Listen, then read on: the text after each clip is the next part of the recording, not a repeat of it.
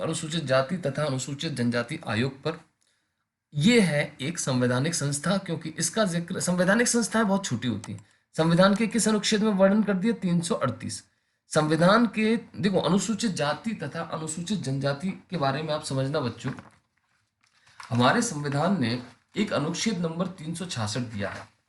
अनुच्छेद नंबर 366 का एक खंड है 24, जिसमें अनुसूचित जाति को परिभाषित किया गया है। इसको आप नोट भी कर सकते हैं, पीएससी में पूछा गया प्रश्न है कि संविधान के अनुच्छेद नंबर 366 के खंड 24 में अनुसूचित जाति को परिभाषित किया गया है, जबकि संविधान के अनुच्छेद नंबर 366 के 25 में अनुसूचित जनजाति को परिभाषित किया गया है।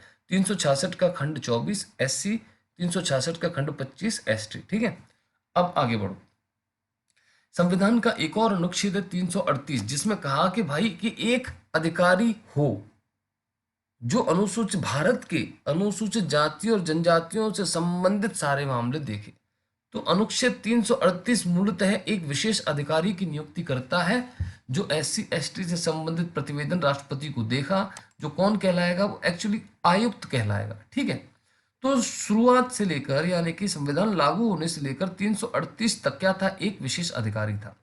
साल 1978 में एक समिति की एक गठन हुआ, एक समिति, भोला पासवान की अध्यक्षता में एक समिति बनी, आगे हम चर्चा करेंगे। 1978 में समिति बनी और उस समिति के आधार पर एक गैर सांविधिक आयोग का गठन हुआ, एक आयोग ही बना दिया गया और साथ में आयुक्त का पद भी रहा। 1978 के बाद एक इंपॉर्टेंट साल आता है 1987। 1987 में क्या हुआ बच्चों? देखो, सबसे पहले क्या हुआ? 338 में बता दिया गया है कि एक अधिकारी होगा। इसके बाद 1978 में पहली बार क्या हुआ कि एक आयोग का गठन कर दिया गया और आयुक्त का जो कमिश्नर का पद बनाया गया था वो भी बना रहा। 1987 में क्या हुआ? इस आयोग का नाम अनुसूचित जाति एवं अनुसूचित जनजाति आयोग कर दिया गया। फाइनली बहुत इंपॉर्टेंट बात यह है कि 1990 में 65वां संविधान संशोधन आया, 65th संविधान संशोधन, और जिसकी मैं बात कर रहा था भाई, समिति की सिफारिशों के बाद उन्होंने कहा कि भाई कोई ऐसा वैसा कमीशन नहीं बनाओ, इसके लिए एक उच्च स्तरीय बहुसदस्यीय आयोग की जरूरत है और इसको एक स्थायी रूप देने की आवश्यकता है। तो 1990 में 65वें संविधान संशोधन द्वारा एक उच्च स्तरीय बहुसदस्यीय आयोग की स्थापना हुई।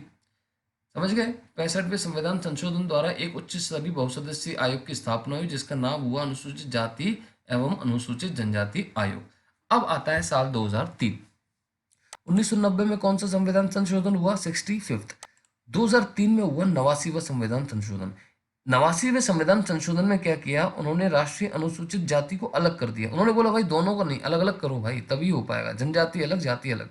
तो 338 में एक अलग प्रावधान जोड़ दिया गया, 338 का, जिसके तहत राष्ट्रीय अनुसूचित जनजाति आयोग अलग बना दिया गया, जो 2004 से पृथक अस्तित्व में आ गया। इनमें होते कौन कौन है? एक अध्यक्ष, एक उपाध्यक्ष और 3 अन्य सदस्य। तो ये इसकी कहानी है।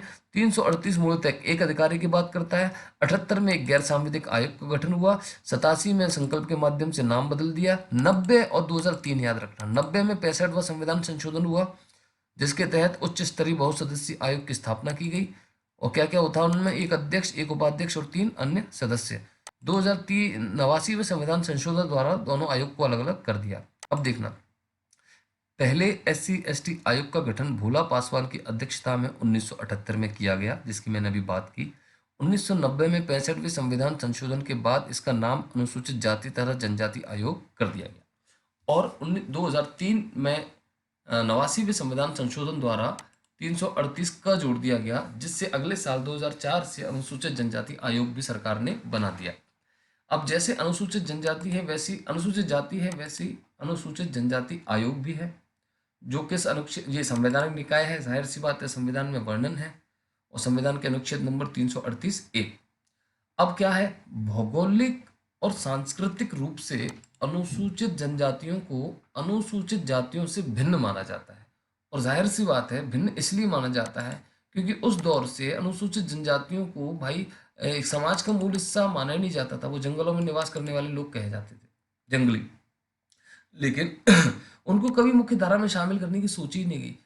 कभी भी हमारी देश में आज़ादी के बाद से अनुसूचित जनजातियों पर काम हुआ ही नहीं। आज भी हमारे देश में, अगर हम बेशक विकसित देश होने की कभी पहुंचेंगे तब पहुंचेंगे जब ये अनुसूचित जनजाति, अनुसूचित जातियों का शब्द, ये शब्द खत्म हो जाएंगे, जब इतनी प्रताड़ित जातियां बचेंगी नहीं। आज भी घुमक्कड़ जातियां हैं इस इतने बड़े देश में, आज भी ऐसे लोग हैं जिनके पास घर नहीं है, जिनके पास अपनी जगह नहीं है, अपना शहर नहीं है, एक जगह से दूसरी जगह वंचित हुए घूमते रहते हैं। आज भी लोग वनों में निवास करते हैं, वो अभी भी मुख्य धारा से शामिल नहीं हो पाए, तो उनकी समस्याएं भी दूसरे लोगों से अलग हैं। इसलिए ये 1989 में संविधान संशोधन किया गया, सॉरी 2003 में 89वां संविधान संशोधन किया गया और एसटी को अलग कर दिया गया।